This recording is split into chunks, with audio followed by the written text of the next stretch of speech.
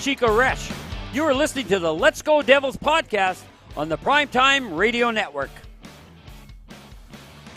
Happy Devils Tuesday. I heard the moon is rising. I heard the moon is rising. I don't know what that means. Why don't you ask me? I don't know. But this is Game Day Live, coming to you live from the Primetime Radio Studios in beautiful New Jersey and Chicago, Illinois. I thought I missed a cue there. From you, Vinnie. I improvised. Welcome. We're streaming live on Facebook Live, YouTube Live, Twitter Live, and Twitch on the Let's Go Devils Network. I'm your host, Sam Wu, here with Vinnie Parise of pucksandpitchforks.com.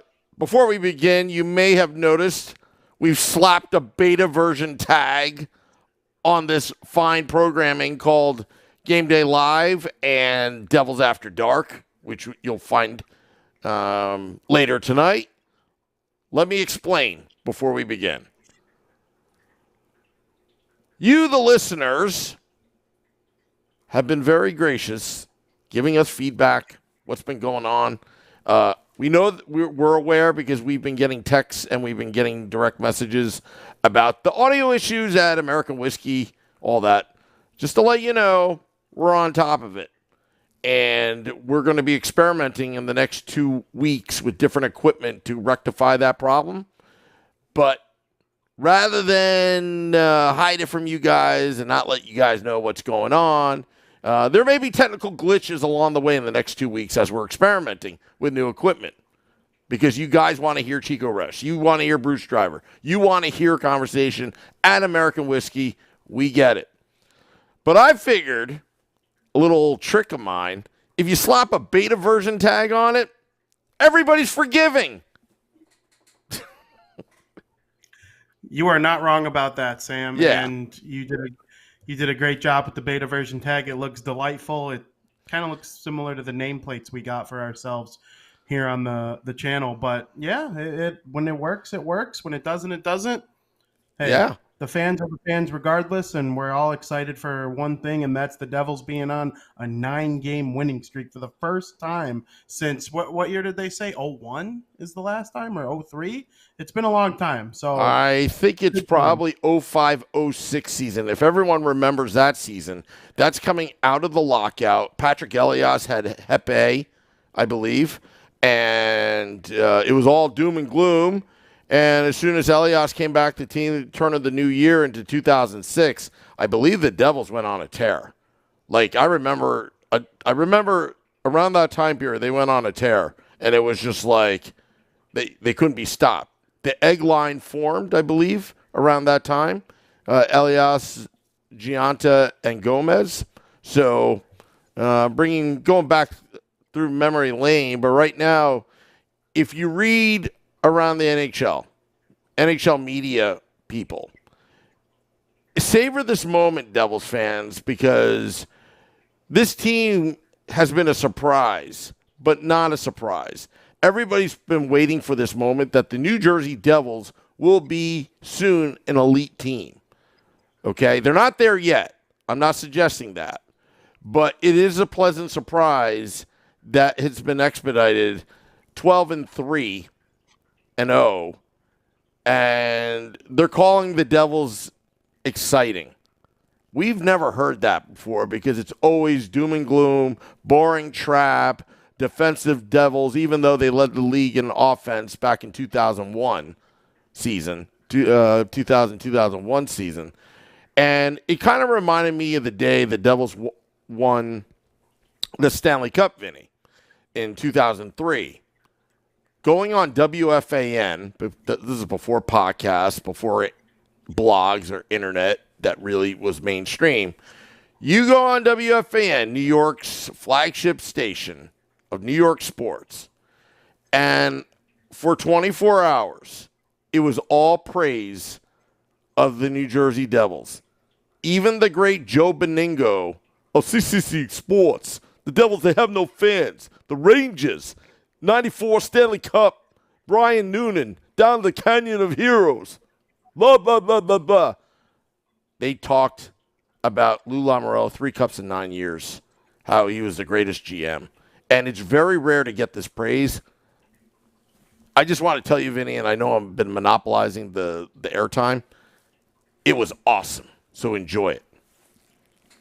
No, I appreciate hearing you talk like that. It's an interesting time, and I truly believe, and I've believed this for a long time. And last year on this podcast, I got down on the Devils a lot. I picked them to lose every single game. It seemed like, unless they were playing like the Coyotes or something, it was doom and gloom last year. But I always maintained that I believe that the future is bright. We called 2025 on this podcast last year. By 2025, they should really be like legitimate Stanley Cup contenders based on the trajectory that they're on right now. But I always believed in Hughes. I always believed in Heischer. I've loved Bratt's game since the moment he stepped on the ice. The Dougie Hamilton signing was absolutely huge. As long as he can stay healthy and fit in with the new systems that are there in New Jersey as opposed to where he was previously, he's one of the best defensemen in the NHL.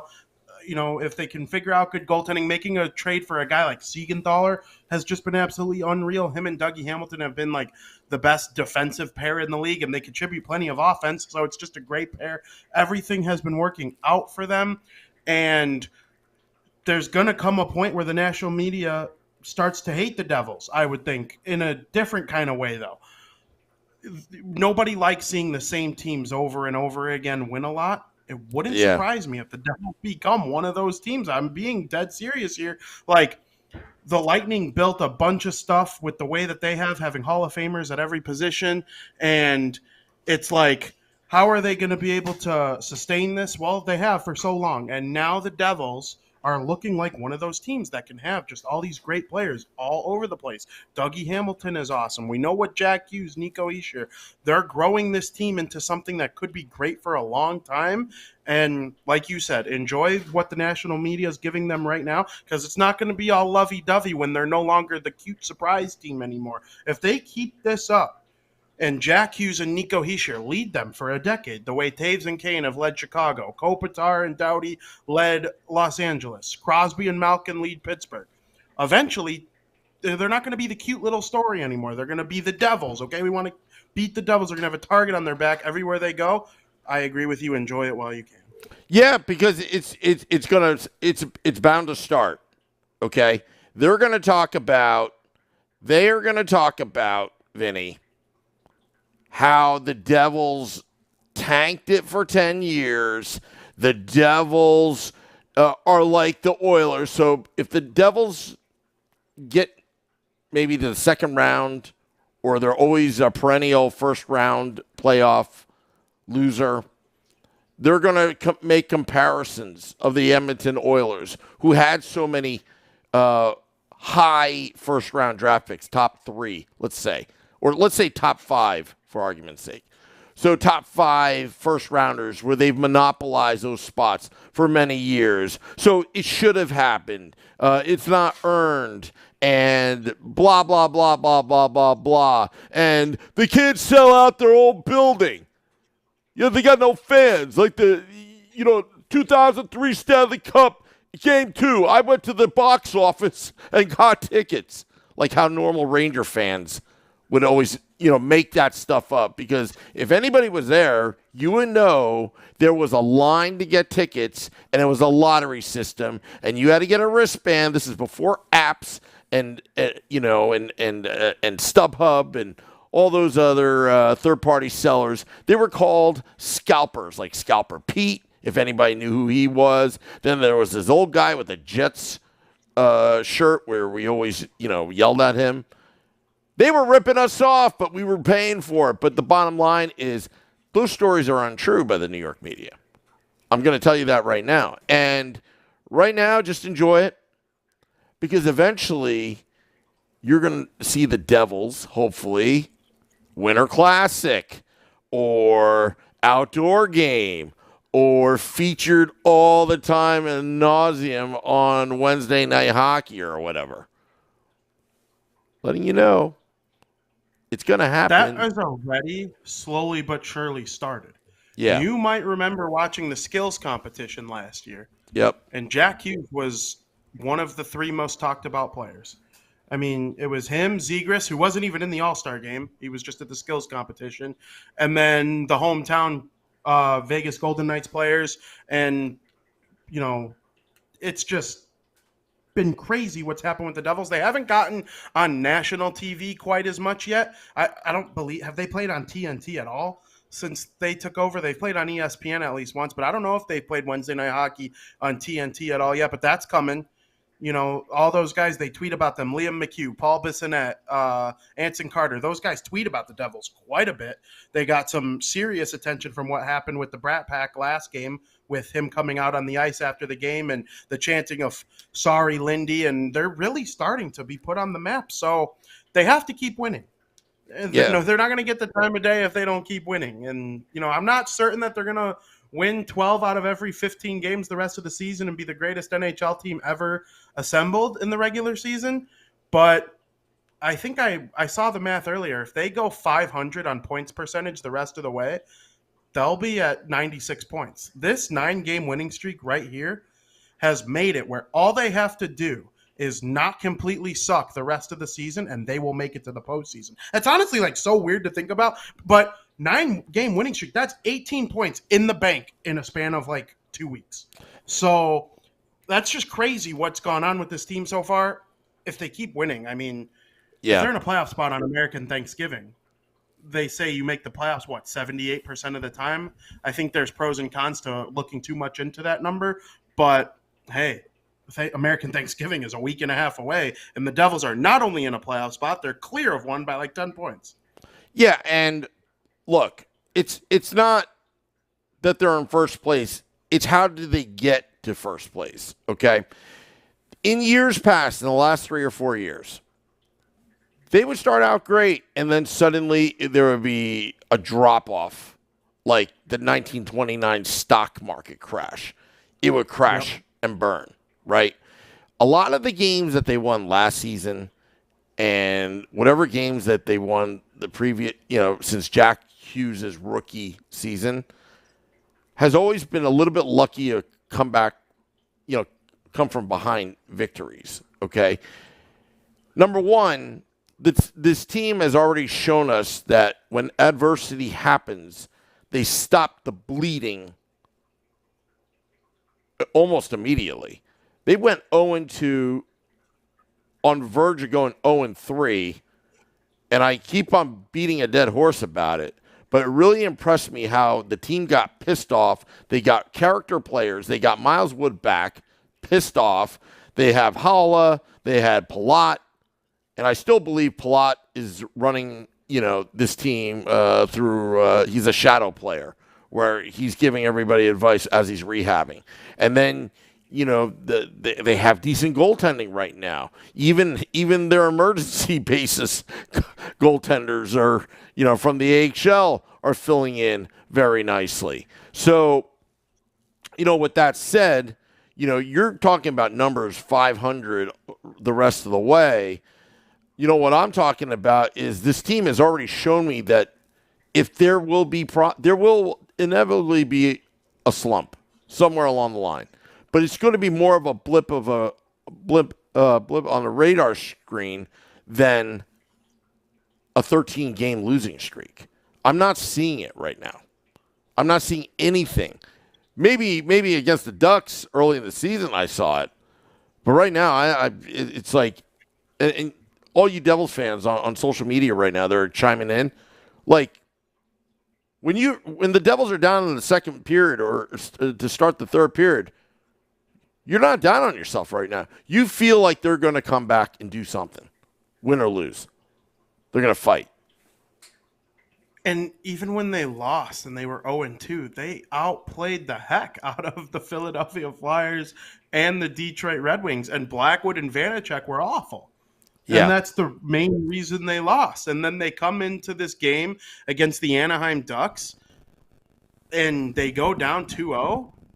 They come back and tie the game. And that was honestly that's the turning point of the season, I would say. And it's hard to say that a turning point of a season came in game number 3.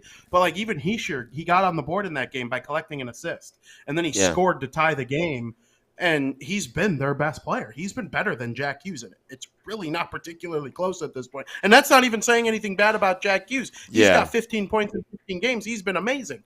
But he looks like Bergeron in his prime right now. Like, he's probably top 3 in Selke voting if the season ends today. And he's probably even in the Hart Trophy mix at this point. He's been so good. So, if Jack Hughes can even take it to another gear, which I believe he can, if you're a 100-point player, you're over point per game, kind of by a lot. You're 18 points over point per game if you play all 82 and you reach 100 points. So, and what Jesper Bratt is doing, and seeing Dougie Hamilton being on a 65-point pace as a defenseman, 65 points would have led the Devils in scoring almost every year in the last 10, outside of Bratt last year and Hall in 17-18. Yeah. Who had more than 65 point Devil season? And Dougie Hamilton's flirting with doing that from the back end if he can stay consistent. That's just unbelievable what's going on with this team. And listen, we haven't seen the best from Jesper Boquist. We haven't seen the best from Yegor Sharangovich yet. And I still think even the fourth line outside of Miles Wood, McLeod and Bastian, those guys can take it to another level. Oh, and let's not forget, Damon Severson has been the worst player on this team so far, and it's not close. And besides maybe like Brennan Smith, but I'd rather have Kevin Ball in the lineup over him. But what you've pointed out many times, Lindy Ruff is going to stick with that guy, and there's reasons for it, and a lot of it makes sense. But as far as Severson, can he look like the old offensive-minded Severson that we once saw play with this team? If that were to happen, then what are we talking about with this team? What if Blackwood and Vanacek really elevate their games again? And of course, maybe some of the guys at the top of their game will come down just a little bit. Is Hischier going to be a 100-point player? I don't know this year. In his career, I would assume maybe at least once. Yeah. But, water will level out at least a little bit, I would say. But this team is good.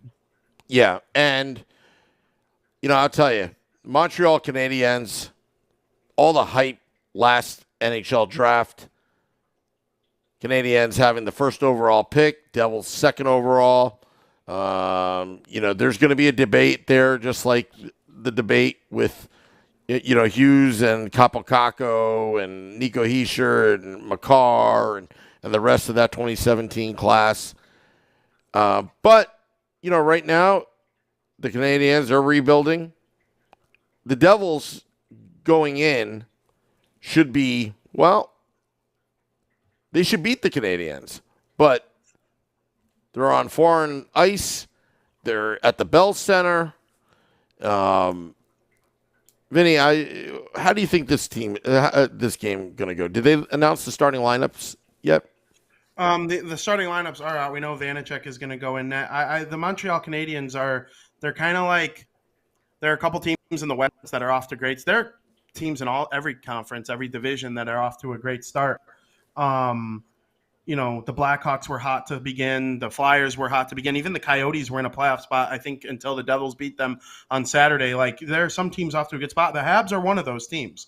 And if Montreal plays at the top of their game, they got good players. And Jake Allen's a decent enough goalie where he can make things hard on the Devils. I certainly don't think this is an easy game by any means. The Habs are not the worst team the Devils have played. They're not the best team by any mean, but there's one major change to the lineup that changed from going into last game. It changed mid-last game, and Lindy Ruff is sticking with it, and that'll come on the second line. But the top line will be Tatar with Hischier and Zetterlund, and then this is the big change. Sharangovich is on the left wing with Jack Hughes and Jesper Bratt. I think that's amazing for that line. I think Sharangovich is more fit to play with Jack Hughes than Eric Haula, who will be the third line center, and they move Boquist to the wing with him alongside him and Mercer. So that's the third line, and then the fourth line is the typical BMW line with Miles Wood, Michael McLeod, and Nathan Bastian on defense. Siegenthaler and Hamilton will be the top pair. They are known to be one of the best defensive pairs in the league right now, and that is saying something because Dougie Hamilton is on the best defensive pair on the team, and he's on pace for 65 points. Graves is up with Marino on the second pair, and then Smith with Severson, Vanacek with Schmid backing up in goal. Yeah, and Dave Singer says, we got to score early. I watched a lot of Habs pregame. They are gunning for us tonight. I think the league has noticed. Yes, the Devils are getting complimentary props for their hot start. But right now, teams are going to take them very seriously. All you have to do is look at the standings and say, okay, they are going to be good. We got to have our A game. So right now the Devils are going to be, you look at the lines for the game, and we're going to segue into our BetStamp.app predictions, because I'm seeing a lot of predictions like Angelo 662 Devils. Let us know your predictions. I got it right last time, and I totally forgot that I did. Thankfully, Scotty was paying attention. Yeah, that's funny. And for the second time this season, the Devils are going to be on the road against a team debuting their reverse retro jerseys. And the NHL announced that all 32 teams' reverse retro jerseys are on sale today. So if anyone in my family's watching and wants to purchase me one for my birthday in a couple weeks here, there you go. I'm just kidding. But yeah, I don't know when the Devils are. I don't know. When's your birthday? It's December 9th. It's December 9th, Sam. We got a big day that day that we haven't really announced yet. No, I already announced it on the Woo Report, so I kind of blew your cover. Yeah. No, that's fine. That's fine. I will be in New Jersey to watch the Devils play the New York Islanders on December 9th, which just so happens to be my birthday, but that's not the important thing at all. I'm going to not even care slightly that it's my birthday. I'm turning 28. I'm Damon Severson years old as of December 9th. So, that'll be fun.